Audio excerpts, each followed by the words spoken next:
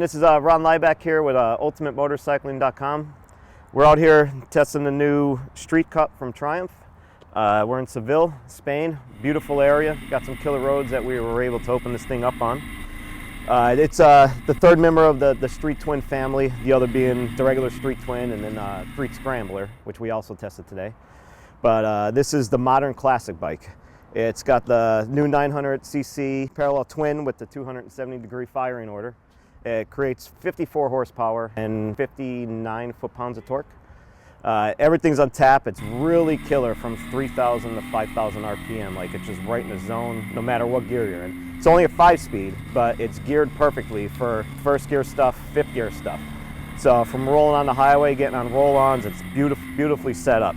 It's based on the Street Twin, the same frame, but they raised the back a little bit and it gave it a steeper steering head angle, which allows for more agility, and you could totally feel it over the base Street Twin.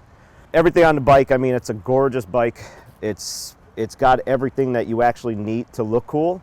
The coolest thing are these Ace handlebars, which when I first saw this bike, I was like, oh no, I was thinking the original Thruxton and like really aggressive. But when you're actually sitting on the bike, it's very comfortable around town. Very comfortable when you're either, doing some canyon carving or bumming around town.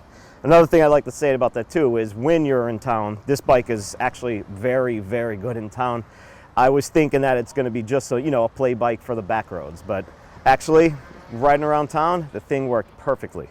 And comfort was just there. Seat height is 30.7 inches high, so it's very capable for anybody, any kind of tall rider. They don't use rear sets, instead they use regular pegs, which worked perfectly. I had not one issue when riding aggressively today of scraping anything or anything else. Pirelli made these tires, these Phantoms for them, which are custom built for this bike, and there was not one issue with this. This bike does come with traction control and ABS. The traction control is switchable. It's only one mode. You have to be in neutral with the bike started to actually turn it off and on. ABS is always on. It was great. I was stabbing at the brake. Perfect. It's got a 310 millimeter rotor with a 2-piston caliper from Nissan. Even linear power throughout, like from any kind of squeeze you got. If you're an aggressive braker or a very light braker, it's always there. It sets up the suspension nice, and I was really able to hammer on them, trying to make some emergency stops on purpose.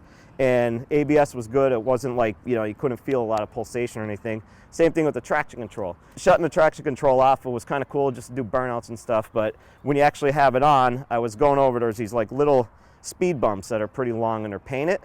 So I would just flying it open, just revving it up, popping the clutch in second gear, and the traction control worked perfectly. I mean, you felt it a little bit, but I don't think many people are going to be doing that. So for rain, it's going to be definitely good, man. This bike is going for $10,500 in the yellow, and it's also available in black with hand-painted coaching, which is one of the most beautiful designs I've ever witnessed on a motorcycle. And these are all hand-signed by their creator, too. The other cool thing about it is you get almost 200 miles to a tank full of gas. So yeah, out here with the new Street Cup Triumph, and looking forward to riding this thing again.